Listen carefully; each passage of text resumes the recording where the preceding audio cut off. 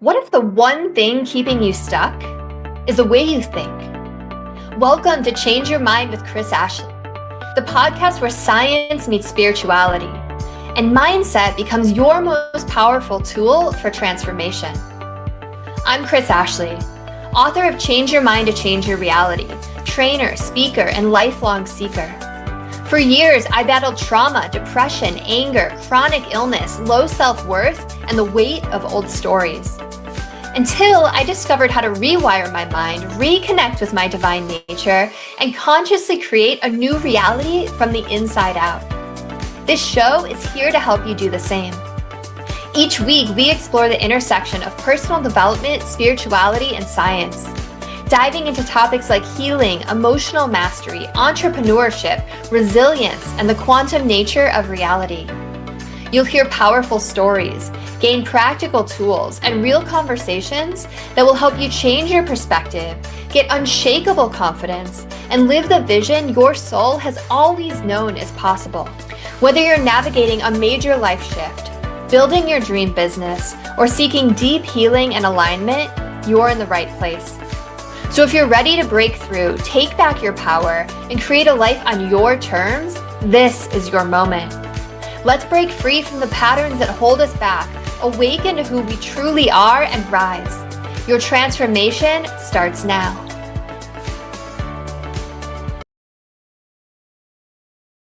Podcast where we explore personal development, spirituality, and science. I'm excited. We're going to talk about art and how it intersects with therapy and spirituality. And as always, who knows where the conversation is going to go, but I'm excited.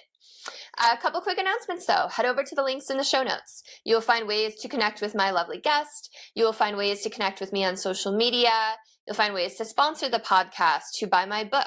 My book, Change Your Mind to Change Your Reality, was endorsed by 3 people from The Secret. That's Michael Beckwith, Bob Doyle, Marcy Shimoff. It was also endorsed by John Gray, who of course wrote Men Are From Mars, Women Are From Venus, and a whole lot more.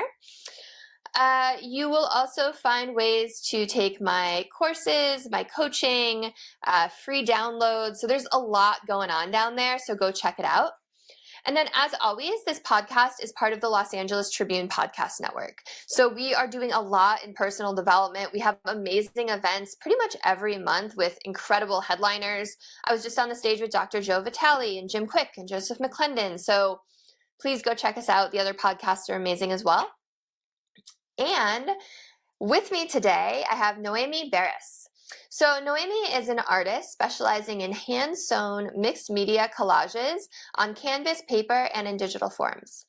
Her work merges art therapy, color therapy, and positive psychology. Her pieces, crafted from vintage materials, evoke creativity and spiritual renewal through storytelling and humor. I love that. She has resided in Cyprus, which I just learned where it is, in the green room. It's between Greece and Israel on the Mediterranean, and it's the Florida of Europe. But they speak Greece and English. I just was really fascinated by that, so I thought maybe someone else was like, where's Cyprus? So she's been there for over a decade, and her multicultural experiences infuse her art with richness. She passionately explores creativity's role in daily life and the transformative power of repurposing materials, contributing to discussions on art and spirituality. So welcome, Noemi. I'm so glad you're here. Thank you, Chris. It's an honor to be here. Yeah, and just a little background for listeners, like Noemi and I have emailed so many times because she also runs is it like a PR agency for podcasts? Is that what you would call it? Yeah, we can call it a PR agency. It's a podcast booking agency, and we run that. And yeah, that's my day job basically. That's Yeah. And I'm so fortunate to work with so many great PR agents because they send me amazing guests. Like you've sent me incredible people. So I appreciate what you're doing. You're doing so many great things in the world with your art and with your agency. So thank you. And so you've listened to my show before. So you know that I always start my episodes the same way. And that is by asking my guest, what is your origin story? So what is it that put you on this path of doing all this art, especially that evokes creativity and spiritual renewal?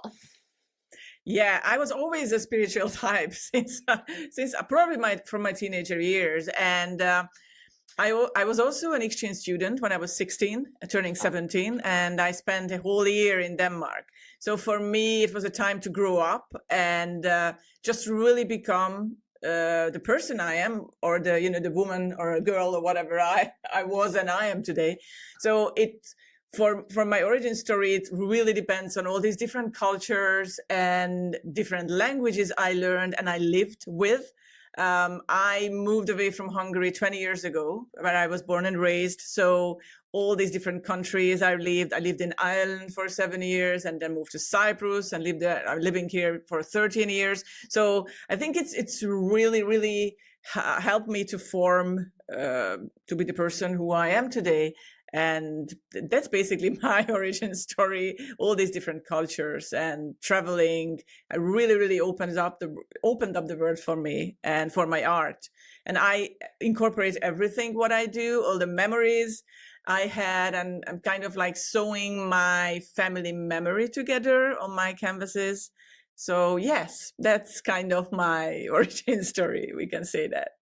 I love that. I think travel is the best education, right? Like spend your money on experiences and travel rather than like things, right? Because Right. you have those memories and like you said, it's just education, and you take a little piece of everywhere you go with you, whether you realize it or not.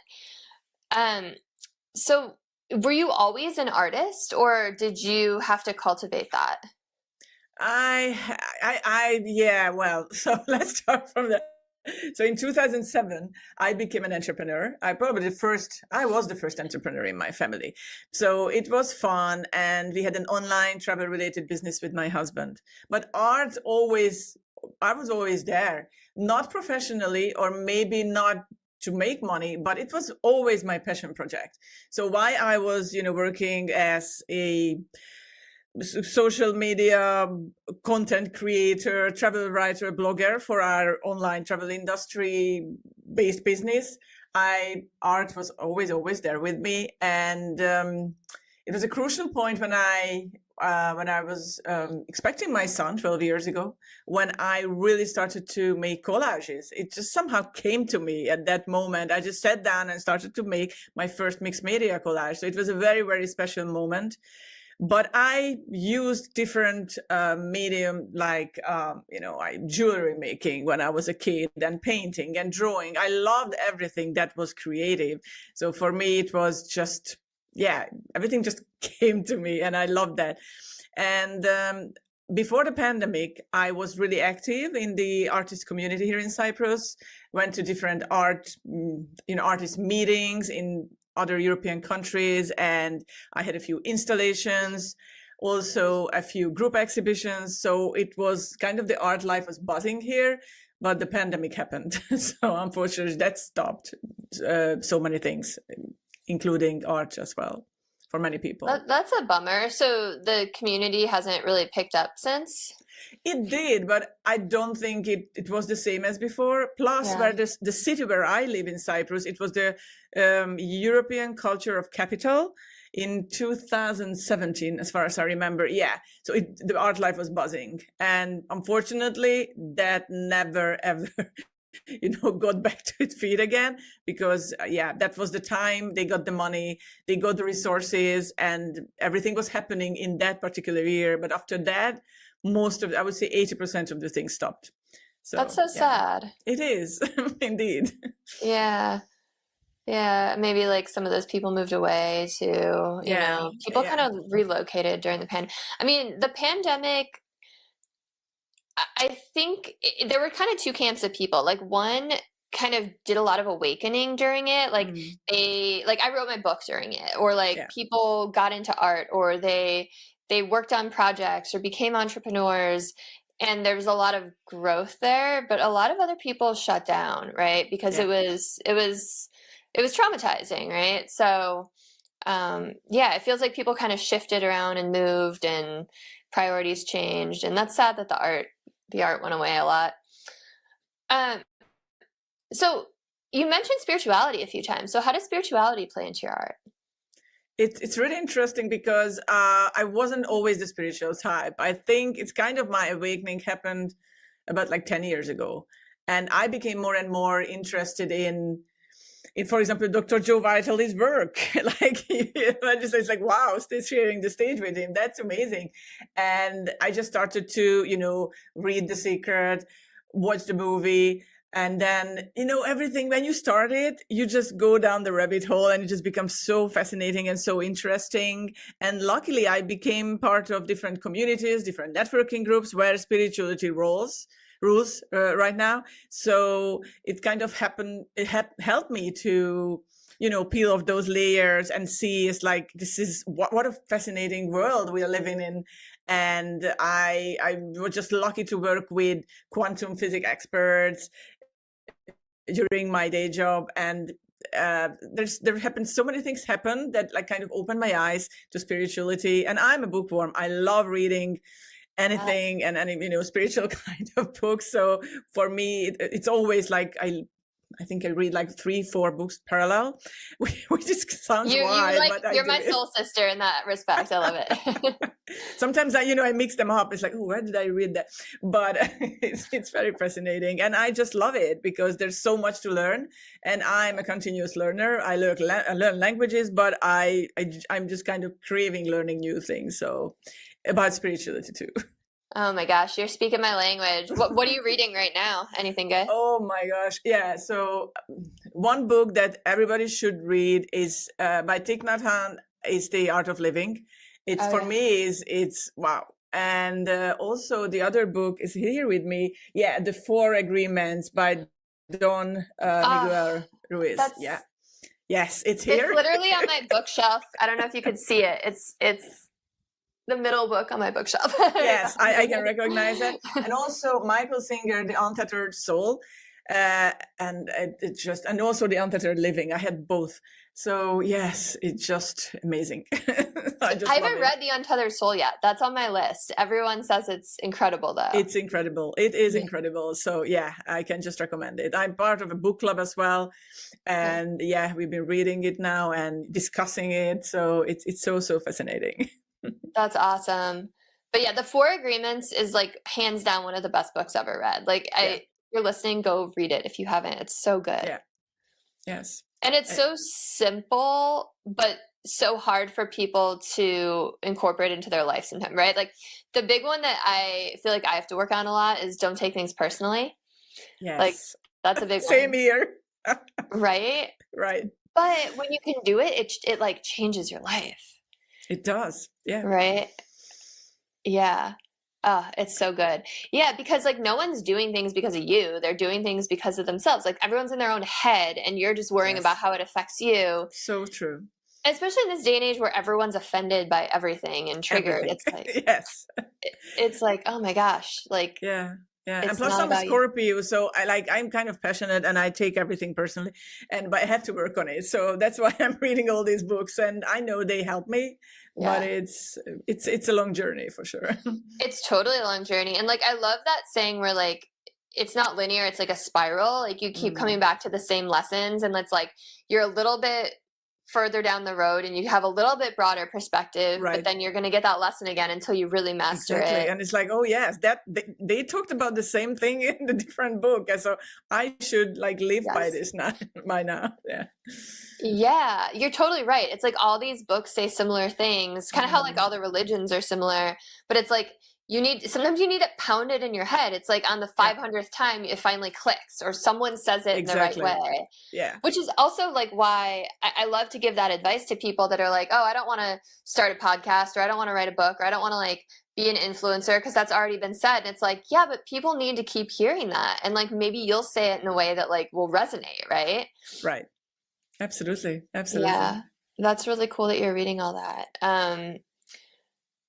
Yeah, you know who I really love too is Dr. Joe Dispenza. I really want to go to his long retreat. Yes, another favorite. Absolutely. Yeah, I was checking his European retreats and everything, and he's not so much around here, but I would love to join his retreat, one of his retreats. Absolutely. Yeah, I have a 1-year-old, and so I'm like, I keep being like, oh, can I go on a week-long retreat? Like, no, I can't right now. But like, I'm like, okay, I got like one more kid I'm going to try and have, and then like, keep doing them, Joe. Like, don't stop. Yeah, no, that's really cool. We've got a lot in common. Yes. So when I know we're talking about your art, but like when you choose podcast clients to take on, like do you kind of just take like anyone who's like, hey, I need representation, or do you really try and focus on people who are more spiritually minded?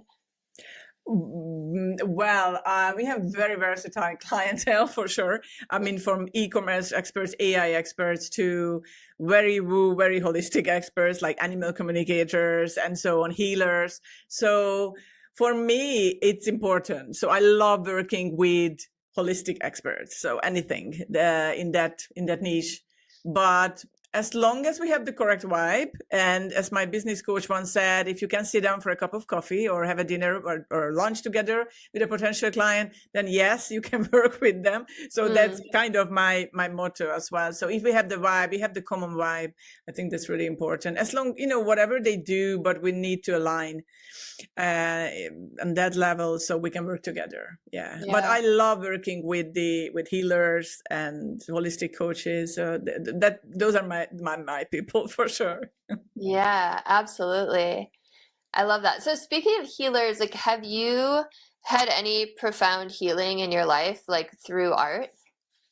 Yes, absolutely. 2019 wasn't my best year. I mean, I lost my dad to cancer, and a few months later, actually, my dad passed away on my son's birthday. So it's always like kind of it's a very interesting day in our lives. And then a few months later, my grandma died in an accident, and that was 2019. Then the pandemic happened, and then basically we lost our business, and that was the beginning of 2020. So it's just so much, so many traumatic experiences to deal with, and the pandemic happened, and there was online schooling for my son, who was only 7 back then and couldn't use a computer or whatever. So it was a lot going on. And I knew that only art can help me. So I started to work on my collages. And that was the time when I actually kind of developed my unique collages. They are hand-sewn collages. And every evening I had this ritual that I was in bed and I had my collages and I just started to sew them together piece by piece. And that was the me time for me. So because there was so much stress going on in the world, so I stopped watching news, I stopped watching TV, I stopped listening to everything and anything or social media, and I just started to work on my art. Plus I was, listening to audiobooks or music or something. So that was my special time, special place. And I realized that it really helped with kind of to heal my grief, anxiety, stress that happened during that time. And if I can do that, so I can help other people. And I did some courses in art therapy, positive psychology, color therapy. And now I'm getting on shows and podcasts and try to help people how art can basically save their lives if they are in the same situation. Yeah, I mean, it sounds like you were really going through a dark night of the soul. And like, yeah, you had a travel business. Like that's like the worst hit during the pandemic. It was, yeah. Oh my gosh.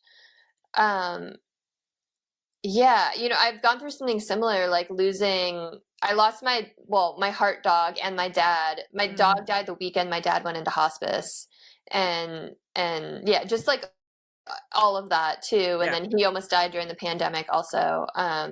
So yeah, no, I feel you. I know how it feels like when it rains, it pours, right? Yes. And we know that all of that is like for your own soul growth, right? To like learn lessons and level up and like learn the tools that you need to get through the next challenging piece, because life, I just posted this quote on social media and you'll probably like it. It's one of my favorites, but I bet you can relate. I bet everyone can relate. It's L or not, and that you probably have heard it, but life is amazing, and then it's awful, and then it's amazing again. And in between the amazing and awful, it's ordinary and mundane and routine. Breathe in the amazing, hold on through the awful, and relax and exhale through the ordinary. That's just living heartbreaking, soul healing, amazing, awful, ordinary life. And it's breathtakingly beautiful. Like I love that so much. Yeah, because it is that, right? It is indeed. Waves. Yeah. So I love that you had that meantime where you're like, okay, I'm going to just like shut off all of these negative influences with the news and social Yes. media, and like listen to something uplifting and soul healing and work on my art. So why do you think art is so therapeutic? Like, what is it It's about it?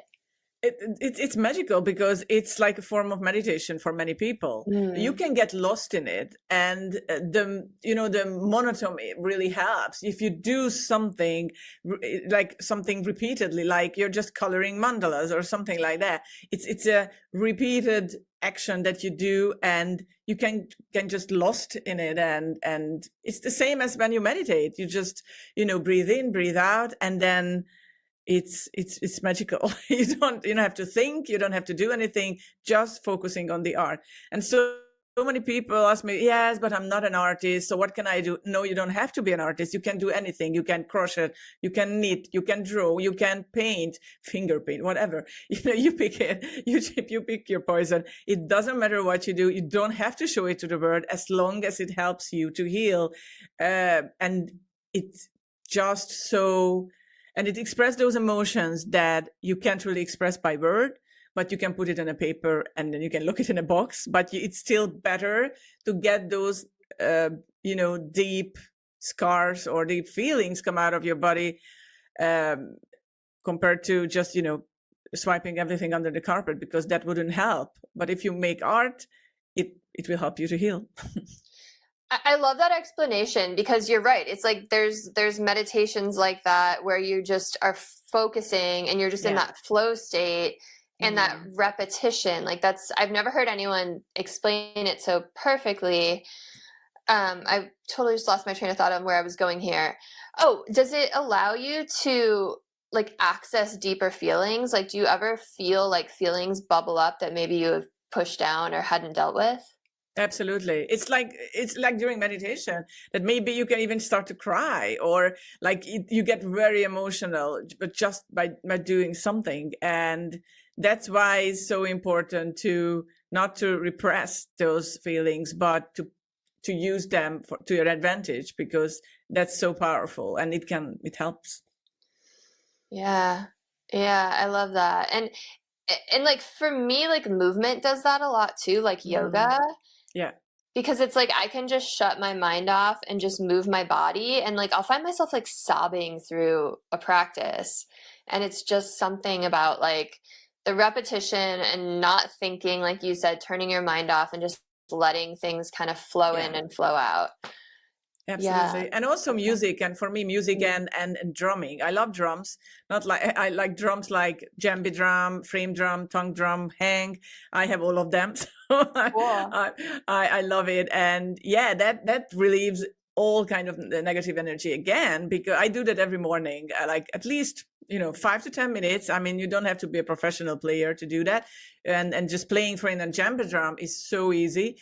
But it really, really helps. And again, stress release, and just fills you with, happiness and joy. If you just drum away for a few minutes every morning or every evening, I mean, neighbors may be around, but yeah, they can survive a few minutes. So yeah, absolutely. Music, dance, any kind of movement helps. And I'm also a walker. I love walking. I walk every day. And yeah, that's kind of a meditative state. I mean, you can do walking meditation, and as I read it in The Art of Living the other day, it's just beautiful. When you like breathe in, you say I arrived, and I'm home when you breathe out. So it's a beautiful way to meditate while you walk. So you can totally do that by walking. And Dr. Joe Dispenza, we mentioned him as well as one of our favorite authors. I mean, he does a lot of walking meditation with his clients too. Yeah. Yeah, totally. I'm so with you. I'm a walker too. I walk every day. Yeah. That's so cool that you drum every morning. I love that. What a cool thing. And like, it makes me think of like sound healing too, right? Like it's right. probably like healing through the frequencies and the vibrations, like absolutely. Yeah. And then that like resonates out to your family and anyone who can hear it too, right? And probably like, my husband, because he's around, because we work from home. So he definitely resonates on that level. But yeah, and you can just feel it by your hands. It's not something you just listen to, but you make music. And yeah, it's so fascinating. That's really cool. I mean, Okay, so like what made you start drumming? Because like I actually have a djembe and I have bongos, but like I have like no rhythm. So like I play with them with like my kid and like my husband will play with them sometimes, but like for someone that's never drummed, like what do you do? Like how did you start? Or have you always been a drummer? No, not at all. No, my big dream was to get a hang, and my mom bought a very nice and expensive hand pan for my birthday, for my 40th birthday. And so I started to play on it. And I remember that was in Hungary, and there was this hang maker guy up in a little village in the middle of nowhere, and we have to pick it up. And I just saw this beautiful instrument, and I just started to play on it, and I, just touched the surface. And the guy who is not just a maker but a player too, he asked me, did you play this before? It's like, no, I haven't, because you just touched it the way you should touch it. And it's like, I didn't know, that was my first time, the first experience with my instrument. So that was the first instrument. And once you buy a drum or anything, then you will be an addict. So you can just keep buying those drums. And I always loved rhythm. I mean, I remember when I was a little girl, I always wanted to drum, but I never had the opportunity. And now that I'm a grown woman, now I started to drum away, after age 40. So it's never too late to start anything. That's so cool. I love that you started really like doing the drumming and the what's it called, the collages as an adult. Like, yeah, that's amazing. Like you said, it's never too late to start. And I feel like so many people are like, I didn't grow up with a skill, like, why? But it's like, it brings you joy. So why not do it? Absolutely. It's all about joy. It's all about happiness. I mean, it's all about you. I think it's part of like, it's about self-love. Like you do this and you just feel so much better, and you can show up so much better for other people. And you don't need to be an artist. You don't need to be a musician to do that. You don't have to show it or, to play it to anyone, because I'm maybe not professional. Maybe I'm not the best, but who cares? I mean, as long as it makes you happy, that's the whole point of the whole, djembe playing or drawing or painting. Amazing. Like mic drop moment for sure. Do you have any collages like near you that you can show us? You can see behind me on the wall, and and those are usually made by lace and yarn and old pictures, old postcards. I mean, the one you can see there with the black lace, that's a postcard I got from my grandparents when we went first time to Venice. I was like, I don't know, like 7, 8 years old, and I fell in love with Venice in Italy. And we took a bus trip there from Hungary to Italy. And that was one of the postcards I bought when I was like, many, many, many, many moons ago. And I used that and incorporated that into my collage. So when I look at it, I always remember my late grandparents and how much fun we had together on that trip. And I just fell in love with the city. And of course, when I grew up, I went back and just enjoyed it as an adult. And also you can see another picture there that's family members and when they got married. And so it's kind of my homage to my Hungarian heritage, although I moved away 20 years ago from my home country, but I, deep down, and I'm Hungarian. So yeah. Amazing. I'm so glad. I was wondering if those were some of your collages. That's really cool. I love that you incorporate the photos and the postcards. That's so meaningful. Do you sell your art too, or is it just for you? I did sell a few pieces. That was before the pandemic, and I had group exhibitions, and those were like mostly cut and paste collages. But these are kind of my memories from my childhood, from my, just growing up. So I wouldn't like to sell them. And my plan is to take professional photos of all my collages, because I take photos with my iPhone, but it's not the same. So I would love to have professional photos taken. I would love to have a kind of a coffee table book made by these collages and tell the story of each collage, what it means, what's the story behind it, because everything has a story in our life. And whatever you make, what kind of art you made, there's always a story behind it. Everything. So I would love to include these stories and these pictures, photos in that coffee table book. And so that's my plan, but I wouldn't like to sell them. obviously there's everything is like, if there's a very good price, I can say yes to a few. That's a cool idea with the coffee table book. Yeah. I actually heard it in a podcast, and that was like, I don't know, 3 years ago. And the host told me, you should have a coffee table book with all your art. And you're absolutely right. And now I haven't done it yet, but it's on my bucket list for sure to complete that. That's such a cool idea. And I love that you incorporate the storytelling. So is your vision like you would just kind of describe it, or would you actually tell like let me see how I word this. Like, would you tell it as if someone's reading a novel? Like, is that like going to be another piece of art in there? Yeah, something like that. I'm also, I'm not a writer, but yeah, I can figure it out, like kind of in a form of a novel, and tell the story of my life, of my family, and of my memories. Yeah. That's so cool. I love that, because you could even, like it could be an actual novel of your life, like beginning to end with your cool art kind of interjected throughout there. Hopefully not the end, but just like another memoir or something like that. But like, just an ongoing. Not the end. Hey, maybe we believe in different dimensions, right? And exactly. Maybe your ghost will come back and publish it. No, that's a horrible, morbid thought.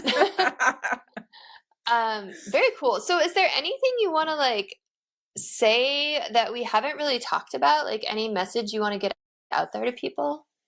I think it's really important that whatever you do, whatever art form you choose, it really helps to relax. It really, it can promote mindfulness. And it can foster social connection, because you can do art in a group. I don't do it because I love making my art in peace and quiet and in private. But there are a lot of communities and different groups out there you can work with other people on different group projects. And it's just the power of community. So art is not just about the private and, hidden in your little office or wherever you're making them, but it can really foster social connection, which is so important, because we are so not social after the pandemic, and we are still not. So art, there's another tool how we can connect to other people, because it can bring us together. I love that you said that, because I wouldn't have thought of art as a social tool at all. I always think of it as like you're alone, but I'm a writer, right? So like, yes, you don't write together. Yes. But that's such a cool piece of information to put out there, and you're right. Like I think that was probably one of the worst things that happened from the pandemic, and like technology also is we're so isolated now. Yeah. Yes, we are. And I know there are different like art projects, and they work together on Zoom, and you can be in America, I can be in Europe, the other person can be in New Zealand. So, which is powerful because we can meet, but still, and I remember those times or my mom told me when my grandmother, they got together with other ladies in the town, and then they sewed together and they were singing and dancing together. So that kind of community vibe, it's really missing nowadays, and it can really, we can do something about it and bring that back more. I wouldn't say it will be the same, but it definitely helped to bring back the community vibe into our lives, because it's so important. It's so important. And I feel like that's part of the reason why there's such a big mental health epidemic happening. And I don't really know what it's like. I always kind of picture like Europe being different than the United States, but maybe it's not. Like, especially, so I had a baby a year ago. He just turned a year this past week. And happy birthday. Oh yeah, thanks. I'll let him know. I don't know, like there's so much talk about like it takes a village to raise a kid, right? And it's like, okay, but where's the village? And it's like, okay, but maybe in like Italy, like families are all living in the same town still. And like, I don't know, is it like that in Europe? Like, is there more of that community sense, or is it just like Western in general, like people move away and it's isolated? It really depends where you live in Europe, because if you are Western Europe, it's same as the US. I mean, the generations are kind of distanced. How do you call it?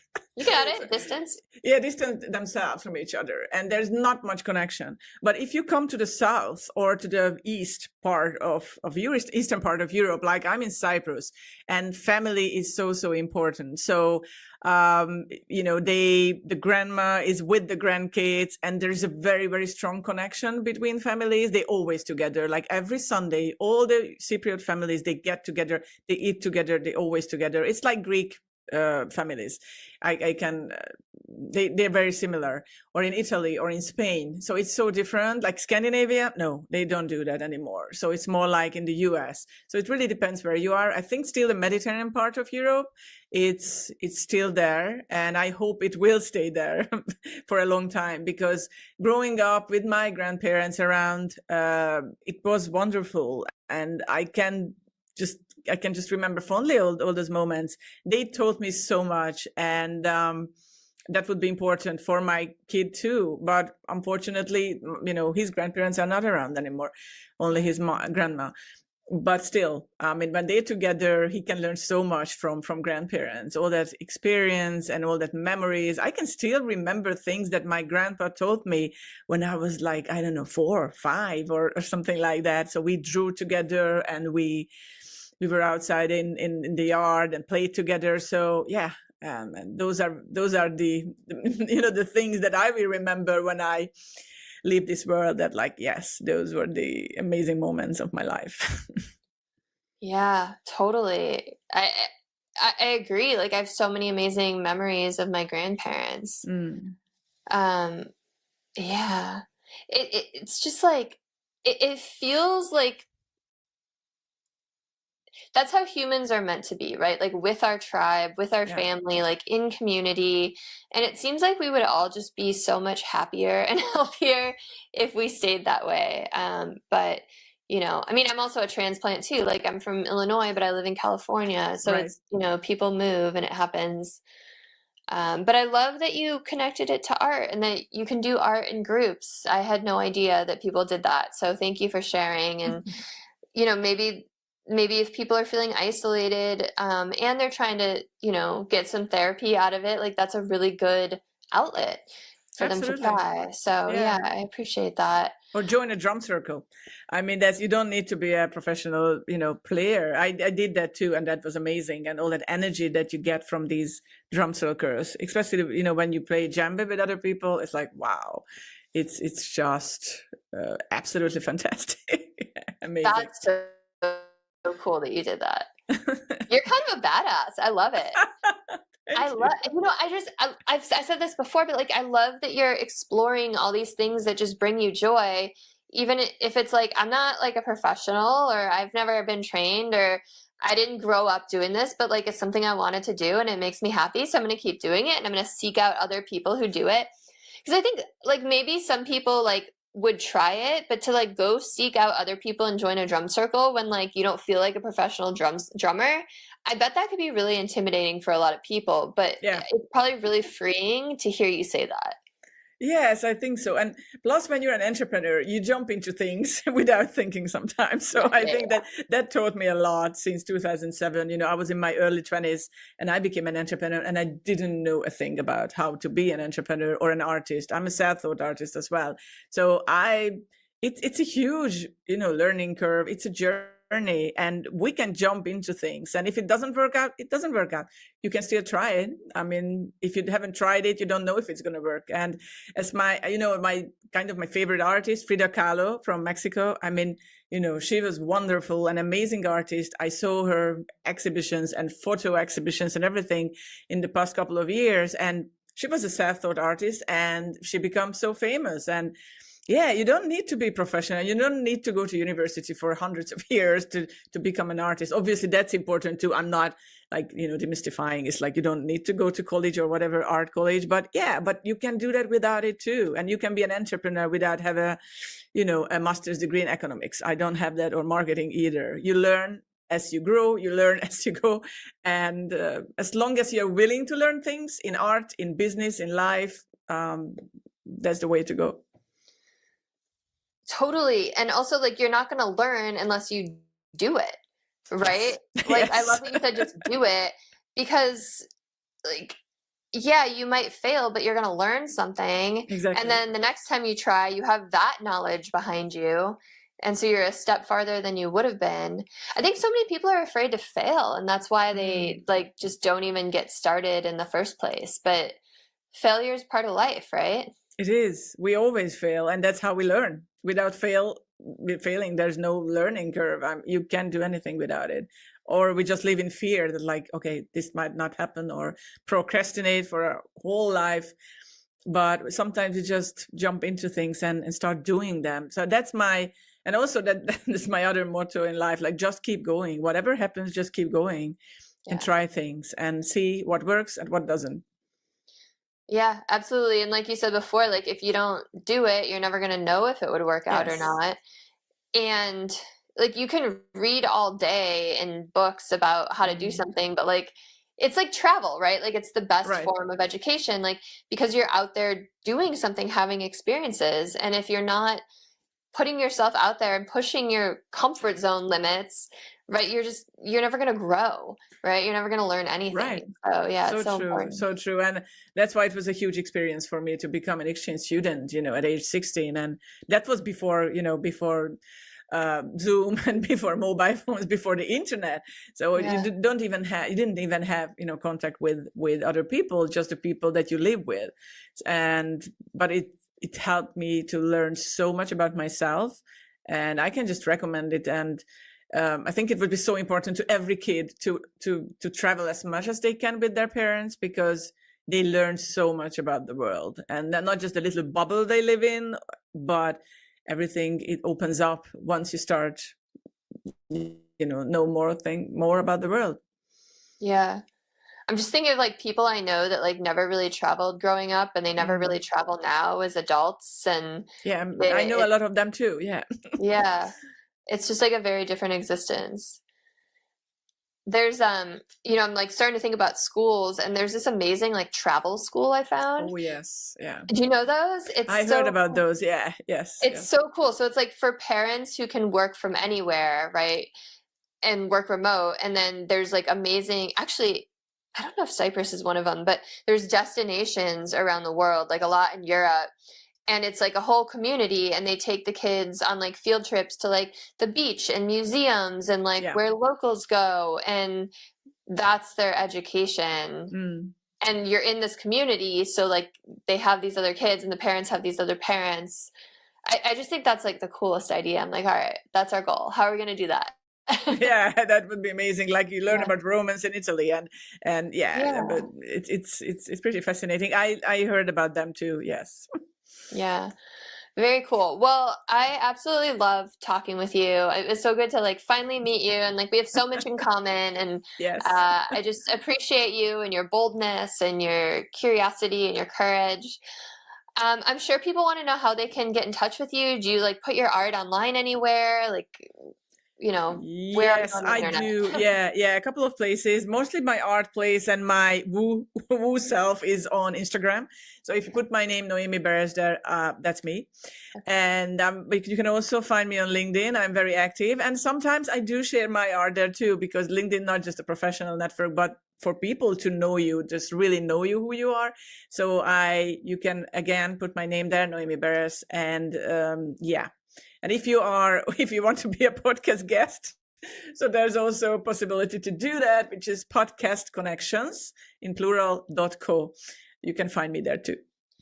Amazing. Thank you. And I've been hearing that about LinkedIn lately. I always think of it as like a resume place, but a lot of people have been like, no, it's like actually there's like a lot of community on there. So. Yeah, absolutely. I think it's changing. I mean, I'm old, so when I started it was a very, very strict business community, but it changed a lot. And when people start posting about different things, like I do about art, life, and, gratitude and everything, and people appreciate that. Even they know that I'm not a coach or whatever, but I work in a different industry, but they still appreciate it. And, it stands out, it's unique, and people will follow you. Yeah, very cool. Well, amazing. Thank you so much. If you're listening and this resonated, please share it with someone. Like, comment, share, subscribe, all the things. Let's help lift humanity up. Have a beautiful rest of your day, everyone.